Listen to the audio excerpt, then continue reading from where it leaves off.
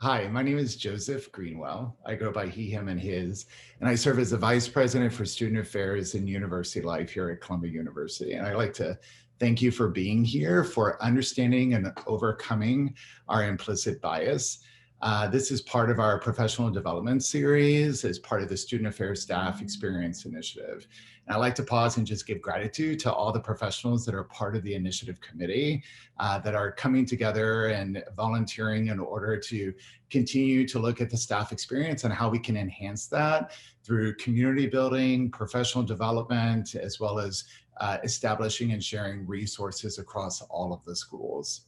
I'd like to also give gratitude to Caroline Hirsch, who managed all the logistics for this event, and without her, we would not be able to be here. And I'd like to give gratitude as well to all of you, for taking time. I know it's a busy time of year. It's always a busy time of year, but taking time to do this professional development that's really important. It's ongoing work for all of us, and to take the moment in time in order to do that and to engage with your peers here on campus. And then, without further ado, I'd like to give my utmost gratitude to our two presenters today. So Kuheli Dutt is the Assistant Director for Academic Affairs and Diversity at the Lamont-Doherty Earth Observatory, and Ixchel Rosal is the Associate Vice President for Student Life in University Life. And I thank you so much for being here today and sharing your expertise with us and lead us in this important program. Thank you, Joseph. Thank you to all of you for taking some time today to have this important conversation. Both Kuheli and I are very happy to be here with you today and hope to launch you all on a journey if you haven't already started, or if you're on a journey, to help move you to your next place in the journey of understanding and overcoming your implicit biases. We have a pretty jam-packed agenda for you all today, so we're going to move quickly. We have a variety of modalities to offer to you all today. But before we jump into all of that, I wanted to go over some housekeeping with you all. And I'm noticing that a lot of you are doing some of these things already, which is great. So I wanted to ask if you all could share your screens if you can. If you can't, for whatever reasons, it's fine. But if you can, it would be great. Part of what we're trying to do here is to build a community of folks who are doing this work together. It can be really isolating to do this work. And so knowing who's sort of in the fight, the good fight with you is really great. And that relationship building and that camaraderie and that sense of allyship is really important. So sharing our screens and seeing who's in the room with us can be really helpful. That said, if we could also mute yourself, unless of course, if you're in the breakout session or if you need to ask a question, then certainly unmute yourself.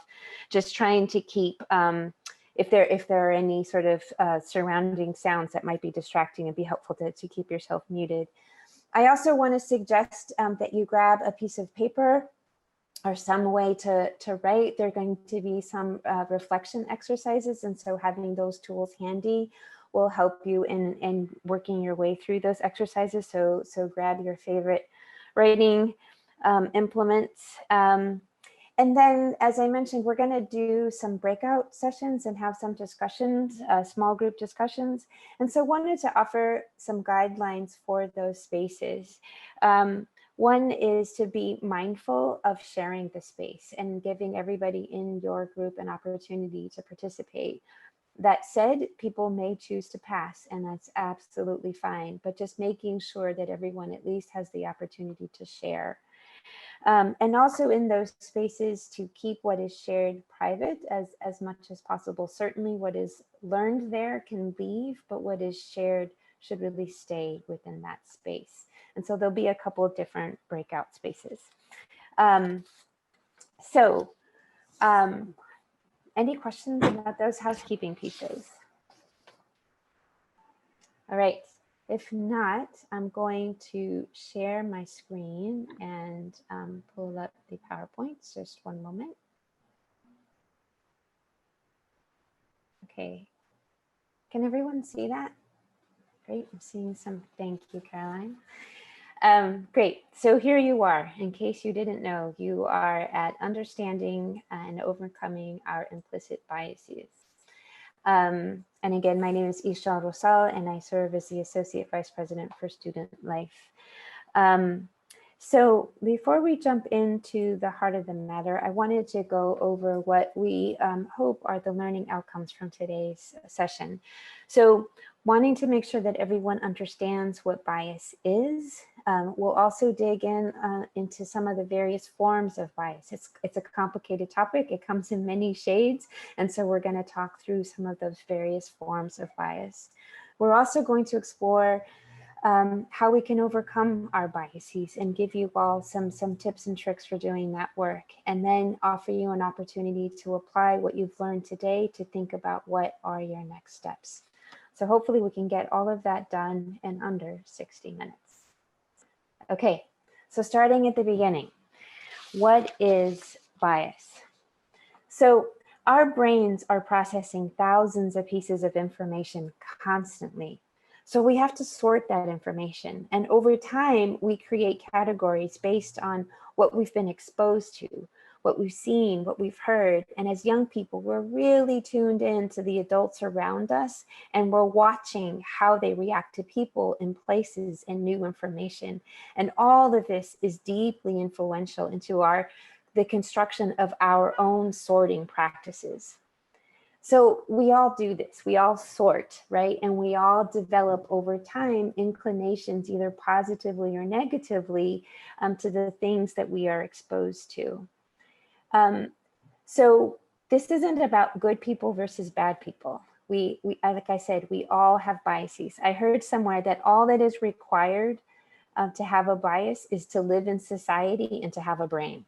So if those two things are happening for you, you have biases. And so this is, again, not about judging anyone or ranking anyone as good or bad. This is about investigating our sorting practices, right? Unpacking those hardwired messages that have been developed over time through no fault of our own many times, right? Again, it's about exposure, what we've been exposed to. So it's about investigating our sorting practices and better understanding those building blocks that we used when we created our sorting mechanisms. Bias is also related to privilege.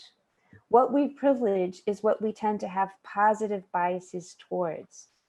And when you think about things that get depicted as positive or normal or constant, like whiteness or heterosexuality or being able-bodied, if those are the messages that we're exposed to from a very early age, then you can see how we then create these sorting mechanisms. And we're all exposed to them, right? So it doesn't matter who we are and what our identities are, because we're all exposed to this information and we will sort accordingly. And over time, it becomes so quick that it happens automatically. It happens in nanoseconds. And so hence it is an unconscious bias. So we're gonna dig a little bit more into this question of what bias is by reviewing the various forms of bias. And so I will turn it over to Kuheli. Thanks, Ixchel. One quick thing I'd like to get out of the way, and because I have a very ethnic name, there's a pronunciation. I'm just going to put this in the chat box. My name is pronounced Kuheli. And after years of apologizing for having an ethnic sounding name, I decided it's time to just politely inform people how they should be pronouncing my name. With that, we'll go straight to some different types of bias. Now, as Ixchel said, there are many types of bias, and a lot of them are associated with privileges, and many of them start when we're really, really young. So babies as young as 6 to 9 months old show a preference for people of their own race. Girls as young as 5 years old say that, associate by the time they're age 6, associate that boys are smarter than girls. So there are lots of these, and then there was the famous doll experiment that showed that not only did white children choose white dolls when they were asked to choose. Even Black children chose white dolls because they viewed those as being better. So these are some constant messaging that we get in terms of what is normal, what is default, and what is good in society. So I'll start with the first kind, stereotype threat. Ixchel, slide, please.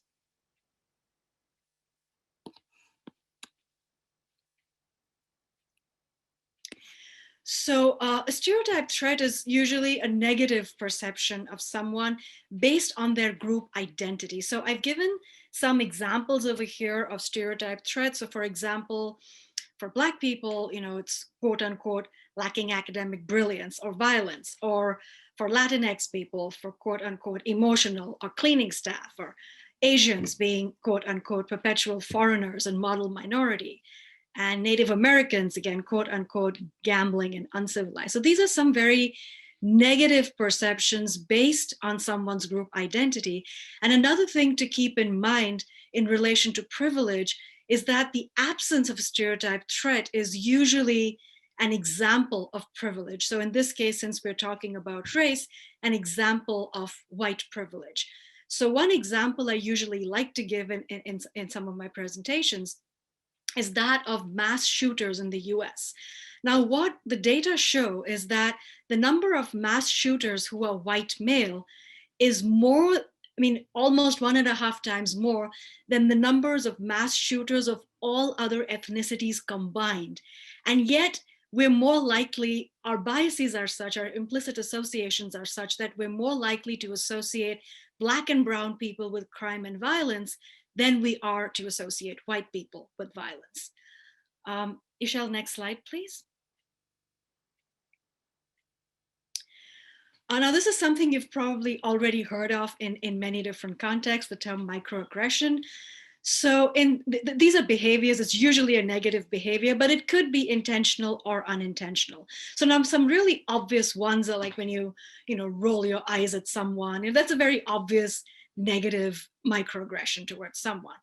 But sometimes the unintentional ones are, when you praise someone and you say, for being good at something, and you praise them by saying, you're such a credit to your race. Now, on the surface, that is definitely, it sounds like a compliment, but the subliminal message is that, people of that particular identity are not good at that particular thing. Another example that I like to give is, some of you might remember back when Obama and McCain were, presidential candidates. There was at one point one of the McCain supporters said at a rally, said, "I don't trust Obama. He's an Arab."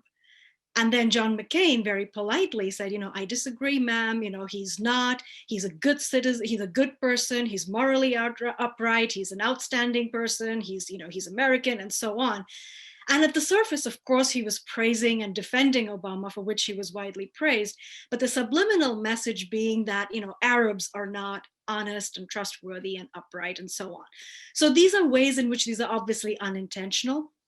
But some of the more intentional ones are like following a person of color around a store, or specifically asking people of color to show IDs or not letting them in, but not happening to white people. Now, some of you might remember the incident that happened at Barnard last year, where a Black student was prevented from entering, where the police physically tackled that Black student down because he wouldn't show his ID. But even though the other white students around him had not been asked to show their IDs as well. If you watched the Netflix movie Barry, about the life of young Barack Obama, pretty much the same thing happens to him again and again. And, most people of color I know have had that experience, myself included. Another form of microaggression is when you unconsciously or even consciously check your wallet when a Black or brown person passes by, or when you tell a biracial person that you're not really Black, and you say it as a compliment. In that, when someone is lighter skinned, you say, "Oh no, you're not really Black," and it's said in a way that it's a compliment. In other words, a subliminal message being a negative one towards Blacks. Next slide, please.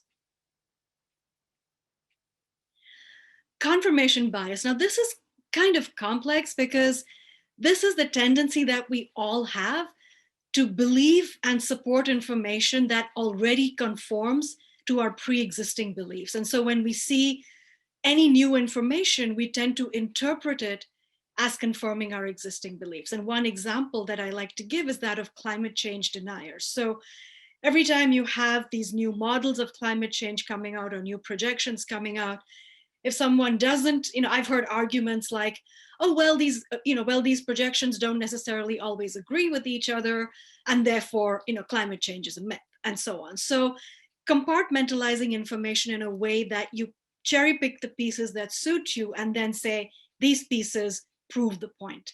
Another thing, for example, with book and film reviews, this became especially relevant with recent books on, things like books like White Fragility or How to Be an Anti-Racist and so on. So I've seen people who, take strong exception to these books. And in every case, they have actually always been white. But then use different book reviews as examples of why the book is flawed and saying, see, this says it, and therefore this is correct. So and ignoring all of the other really good reviews about those books. So this is a sort of way that we all have, our brain sorts information in a way that tries to protect what it already knows and sifts information in the way to protect it. Next slide, please. Affinity bias. Now this, Affinity bias. Now this is, in my opinion, one of the most powerful biases that exists because it is very, very natural. It is part of our natural survival instinct. And what it means is we tend to prefer people who are just like us, and in whatever way we identify that. So when I say it's part of our natural survival instinct, it's why, for example, we're all able to distinguish between faces of people of our own race much more easily than we distinguish between faces of people of another race. And contrary to popular belief, it's not just white people who do it, everyone does it. It's just that in certain spaces where white people are the dominant group or the leadership group, those just become more visible. So one example is that we're predisposed, we're preconditioned to prefer people like ourselves. A study found that babies as young as 6 to 9 months old showed a distinct preference for people of their own race.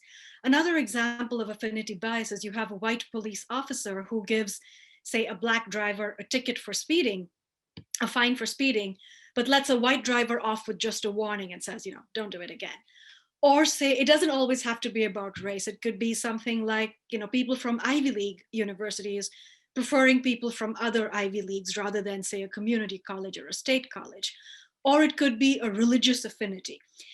So affinity is like wherever you relate to someone in whatever identity that might be, your race, your gender, your religion, your national identity, your sexual identity, gender identity, and so on. Wherever you identify with someone and relate to someone, that's where you see value. And you have a preference for that. And unlike other biases which denote something negative towards others, affinity bias is not so much about who we harm as it's about who we see value in and who we want to help. And so when you have a leadership like in academia or in STEM fields, I work in the geosciences, STEM fields, where you have predominantly straight, white, cisgender men at senior levels, you see they often end up hiring people who look just like them. And that's why the leadership, no matter how diverse the lower levels of the community are, often the leadership is usually almost always one demographic. Next slide, please. So in this current moment that we're all in, this increased racial awareness, this moment of racial reckoning, it's important to think of these different types of bias as being the framework, because bias is prevalent in society, that is what racism is rooted in. So racism or systemic racism doesn't exist in a vacuum. It's very much a part of society and the implicit biases that are prevalent in society. And related to the concept of racism and these different types of biases, you would look at, we have concepts now that have recently gained a lot of attention, like white privilege or white comfort or white fragility. and even distinctions between, say, overt racism, like, racial slurs or KKK or lynchings, or, something that is very, very open and overt, versus the most subtle type of racism, for example, colorblind racism or subconscious bias, or hiring and search discriminations and so on. All of these are different types of biases that result, and in this particular case, when we talk about racism, other races being viewed in a certain way compared to, say, being white. One example, and what I always ask people, like, think of how this shows up in your everyday life. So one example I like to give in all of my presentations is that of Brent Staples. He is the Pulitzer Prize-winning journalist with the New York Times. He's Black. And he was a graduate student in Chicago in the 1980s or 1970s. And what he noticed was that when he walked down the streets, white people would avoid him. They would, they're very clearly threatened by him. They would cross the street. Ladies would clutch their purses a little more tightly, or clutch their partner's hand. And he realized it was because he was a Black man, and there was a certain image, the stereotype that people had of Black men in Chicago in the 1970s. And so he would try to smile at them and wish them, and he would try to make all these gestures in terms of wishing them and trying to talk to them, to make it clear that he wasn't in any way threatening to them. But it didn't help, it only made it worse. And so then what he started doing is that he started whistling tunes from classical music as he walked down the street. And he noticed an immediate difference in the way people reacted to him. Suddenly they weren't frightened of him anymore. And so in order to remove himself from the stereotype, he portrayed himself as being cultured and therefore not conforming to the negative stereotype. And when you talk about how this shows up in our everyday lives, this is just one example. Of course, there are many more. And you dissect all the pieces that go into it. There's a stereotype threat in that the white people didn't want to be around him because this is a Black man, and there's a negative perception there. There's a microaggression where they just didn't want to be with a Black person. But then there's also the notion of white comfort, where he needed to present himself in a way that made him more acceptable to the white people around him. And this is a sort of thing that, as a result of biases within society, this shows up a lot in many different forms, whether you look at police brutality, or whether you look at different types of crimes, whether you look at hiring, promotions, appointments, this notion that people have to behave a certain way in order to be accepted by the majority group. Next slide, please. Oh, I think we were going to do this later, right, Ixchel? Or did you want to do this now? You can go ahead, Kuheli, it's fine. Okay, so I heard from Ixchel that all of you took the implicit association test, so that's wonderful. So I just wanted to talk a little bit about it. So these are, the implicit association tests, as you know, depending on which ones you took, are designed to capture unconscious associations and implicit associations that we all have. And the key thing to keep in mind that the results that come up with the implicit association test usually happen across all groups and not just specific groups. So for example, being white is usually viewed more positively than being Black, but this response is recorded by people who are white as well as people of color. Similarly, Black people are more easily associated with weapons and violence compared to white people, white faces. And again, this is something that is across the board, people of all groups. Similarly, women are more easily associated with family and men with careers, women with liberal arts, men with science. And then even going into other things like being straight is associated more positively than being gay. And again, this is a response across all groups and all identities. Or ethnic hair being viewed as less professional than straight, quote unquote, Western type of hair.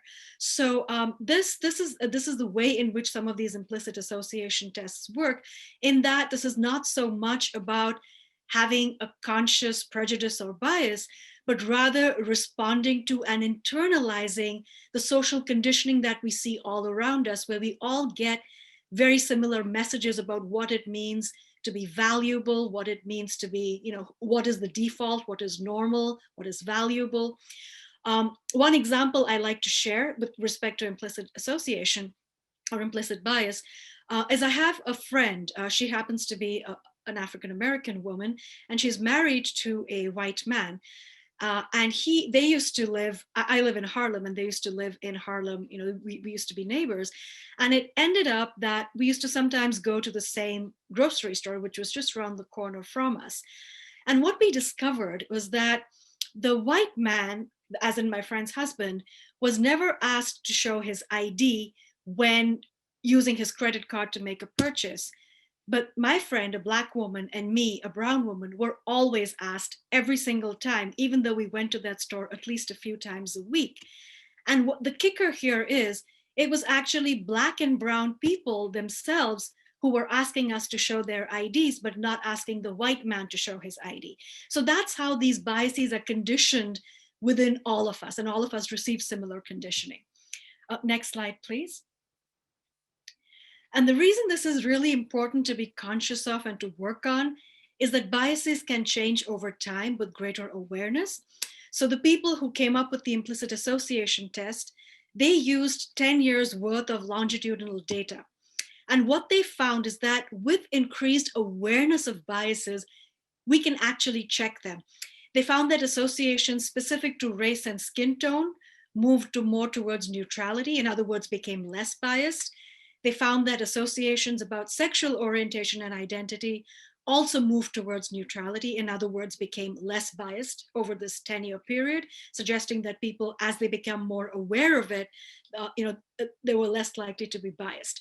However, some things were very stubborn, in that body image was pretty biased, in that thin people tend to be associated more positively than fat, but than obese people. And age was another one that was relatively stubborn. But the reason why this is really important to keep in mind is that once we become aware of our biases, we can consciously counteract them. But two, biases also begin in very early childhood. Now, I said right in the beginning that it starts super early. There was one study that found that age 5, children were asked who is smarter, boys or girls. So little boys, 5-year-old boys said boys are smarter, and 5-year-old girls said girls are smarter. In other words, each group identified their own gender as being smarter. But at age 6, boys said that boys are smarter, but girls now also were more likely to say that boys are smarter. And again, like I said about the doll experiment, children were asked to choose, and white children chose white dolls, but even Black children chose white dolls. And then when the Black children were asked why they chose white dolls instead of Black dolls, they provided very unflattering descriptions of themselves, and they said they saw themselves in those Black dolls, and that's why they didn't want those Black dolls. So that's how early on it begins, and that's how all pervasive it is, regardless of our own individual identities. Ixchel, I think that was the end of my slides, or was there more? Yeah, I think that was it. Great, thank you, Kuheli. So downloaded a lot of information to you all just now, so thought it was important at this point in our process together to pause and give you all some space to process. So we're going to break you up into breakout rooms of 4 or 5 people each. And in those breakout rooms, if you could please introduce yourselves and share pronouns, and then review together what was just discussed, and ask yourselves, ask each other what made sense, what didn't, what resonated, and what questions do you still have. So we'll give you a few minutes in your breakout rooms, and then we'll come back together and we'll move on to the next part of our training. And Caroline will send you off to your breakout rooms momentarily. Great, hopefully those breakout rooms were additional fodder for your journey of unlearning your biases. We have another sort of pause and process exercise for you all. And here's where your writing instrument and paper will come in handy. So I'm going to ask you to just take a few minutes to reflect on the following questions. What do you think were some of the building blocks provided to you as a young person when making your sorting mechanism? What was normalized for you? And then the second question, where and how do you think your biases currently show up? So you can take just a few minutes to reflect on both of those questions in your journal or scratch piece of paper.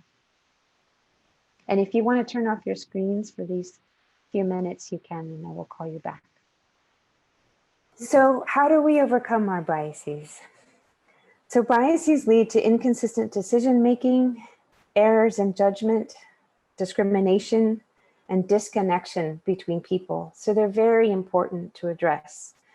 The good news is that research shows biases are malleable and can be overcome. There are challenges, however. One of the main challenges is that it will take more time to change our thinking, actually, than our behavior. So just be aware of that. The patterns of behavior, patterns of thinking rather, are well-worn patterns, and they persist, they confuse, and they make us forget. So it requires sort of our vigilant efforts to undo their work. So here are some steps for overcoming your biases. One is ongoing education and training. And so for some of you here today, this may be your first workshop on unlearning bias. And for others of you, it may be your 50th or 100th. All of those are great places to be. And particularly for the folks who this is a repeat performance for them, or a repeat exercise for them. Research shows that if we are not persistent in our education and overcoming biases, we will regress. Again, thinking about the fact that patterns are persistent, they're confusing, and they make us forget. So we can easily unlearn everything that we discovered today unless we are intentional and mindful about taking on this education and training process. So it's great that you're all here today, whether it's for the first time or the 100th time. It's the perfect place to be. So in addition to, or as part of your ongoing education and training process, is the self-awareness aspect, right? So the IAT test, which Kuheli addressed just a moment ago, is a great first step. And so if you didn't have an opportunity to take it before today's session, no worries, please take it as soon as you can. It's a great first step to just sort of get a baseline of where you're at. It's not a perfect test. So let me say that, but it is a place to start. And then you want to unpack your biases, and that's part of what I'm having you all do in these reflective exercises. It's that exercise of keeping a journal and really interrogating for yourself, what were those building blocks? Why do I have this pattern? Where does that come from? How does it make me feel? What do I want to do about it? Those are great exercises to continually ask yourself and explore, whether it's in a journal or whatever sort of tracking mechanism that you have. It's important to understand what your triggers are. Not surprisingly, stress and pressure can be major triggers for us. And it's also interesting to note that when we are stressed or when we feel pressure, that's actually when our sense of entitlement is most acute, because we're in survival mode. And if we feel like our survival is at stake, then we feel entitled to say whatever we need to say to get through the moment, do whatever we need to do to get through the moment. And that's exactly when we need to pause and stop and notice what we're doing. So be mindful of your triggers, particularly stress and other forms of pressure. It should be no surprise that when we are under stress, we are more likely to use cognitive shortcuts inappropriately. So again, stress and pressure is are key triggers for most of us. Mindfulness. Just want to pause here and take a moment on mindfulness. So the practice of mindfulness is about getting into a state of being where you're able to observe yourself and others from a non-judgmental perspective. Meditation, deep breathing exercises, these are some examples of mindfulness practices. There are others, so that's not a complete list, but just some examples. In one study, individuals who listened to a 10-minute meditative tape that focused them and made them more aware of their sensations and thoughts in a non-judgmental way caused them to rely less on instinct and show less implicit bias. Also with mindfulness, we're better able to see the full context of people's actions. Again, because we're less quick to judge. So we're willing to kind of step back and be open to all the information that is available to us, rather than just what might be our first thoughts, right? In the resource guide that we're going to share with you at the end of this workshop, there's a really great article on mindfulness, and I want to encourage you all to take a moment and to read that article. I'm also going to stop sharing my screen here for a moment and going to put into the chat a link to a video that I want you all to watch. I'll put the link, as I said, in the video, in the chat rather, and ask you all to watch it right here. So hold on just one second. Okay, I think that should be about time for folks. If I could get some thumbs up to confirm that. Great. So slowing down.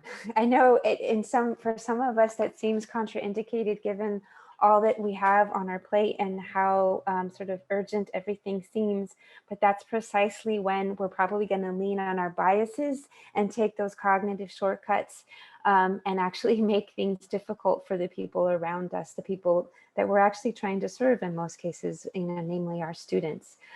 So again, being aware of your triggers, being aware of your pace, being aware of your own stress and pressures and ways that maybe you feel urgent and are going quickly and are relying on instincts and sort of less than well thought out action plans just because of time. So these are all things that can lead to unintended consequences that can be hurtful and harmful to those around us. So I'm going to go back to sharing the screen. Just one moment.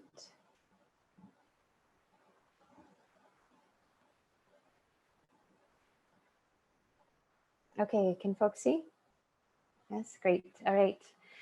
So we've gone over continuing education and training, self-awareness, talked about a few things under that category. So sort of the opposite of self-awareness is also then perspective shifting, right? So how can you get out of your comfort zone and explore perspectives that are different than your own?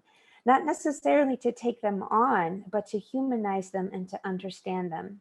Here's where reading novels and watching documentaries and listening to podcasts will come in handy, but also having really authentic relationships with people who are different than you, not so that they can teach you, but so that you can have a genuine human connection with someone who is different than you, right? And this is the point about individuation. So you're starting to see people less as a group, but more as individuals, right? And all of this will undermine your implicit biases. The more sort of human connection that you can have with people who are different than you, particularly people around who maybe you have negative biases as a group, if you're developing positive, human, genuine, authentic relationships, you're going to undermine your biases. As part of this, a part of what you're doing when you do that is you're normalizing the unexpected, right? So again, you're sort of unpacking and undoing all of those building blocks that were given to you as a young person, and you were instructed that this is normal, this is right. You're undoing all of that work and creating new building blocks for yourself so that you can better sort and more accurately sort the data that's coming at you. And you're also starting to make, through exploring different perspectives, you're starting to make positive associations. It's like brain training, right? And you can do things like, if you think of, say, a doctor, then imagine a female-bodied person. If you're thinking of a marriage, think of a same-sex couple, and just intentionally spend time conjuring up these images. And every time that you are doing that, you are undermining those building blocks, those sorting mechanisms that were given to you. And so that's, again, no fault of your own, but we do now all have a responsibility to interrogate them and to resort them if necessary. So that's perspective shifting. And then the other thing to think about is standardizing your practices. So I think for a lot of us, I'll give you an example of what I mean. You know, a lot of us are learning new practices, learning new sort of tips for inclusivity, but we have to make sure that we are standardizing those practices. And what I mean by that, or a way to illustrate what I'm saying, is that now we often ask people, or sometimes we ask people what pronouns they use, which is a great practice and is a form of practicing inclusivity. But sometimes we only do that when we're not certain of somebody's gender, right? But if we're gonna ask people what their pronouns are, that needs to be something that we ask everybody. We need to standardize our practices, right? And not sort of selectively do certain things in the name of being inclusive, right? But we may not be having a universal application, and in that sense may in fact be practicing bias rather than inclusivity. There's more to say here, but we're also running out of time. So I'm gonna move us along and ask you all to do another reflective exercise as we wrap up here, and to take a moment to think about what are your triggers and what will your action and accountability plan be. And as a reminder, these are some things that you can do as action steps. You can educate yourself, you can take on more self-awareness, you can practice perspective shifting, and you can practice standardizing your practices. Ideally, you would do something in all 4 of those quadrants, so to speak.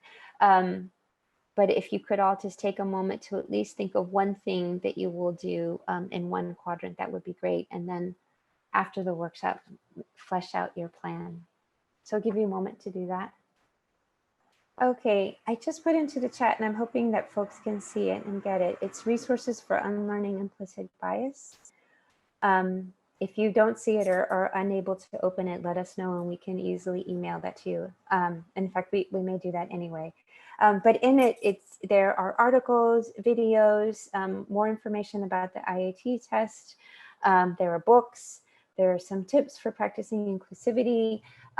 So it's a rich resource, and there are others. If by some chance you're familiar with all of those and you want some other homework or resources, please reach out to us and let us know. We are just at about time and have just a few minutes, so I'll open it up for questions. I'm also happy to stay after a few minutes if there are folks who want to ask a question and we run out of time here. So I'm happy to stay on the line for a few minutes. And I don't know, Joseph, if you want to say any closing words. Are there any questions? I kind of have, I think, an easy one. Are we able to, is it okay to share the resources with our faculty and staff and students? Sure, absolutely. I'd be happy to have you do that. Yeah. Ixchel, I have a question. Yeah. Who is the onus of responsibility for dealing with bias on? If I'm a professor and I have a student, I'm assuming I have some level of bias, but the student may also. And if I'm addressing my bias, how do I know that the student is addressing theirs? Or is that something I worry about? I should only focus on mine. I think worrying about our own biases is enough work for us to do. It should keep us busy is my point. And we all have them, right? We all have biases, and we all have plenty of our own work to do.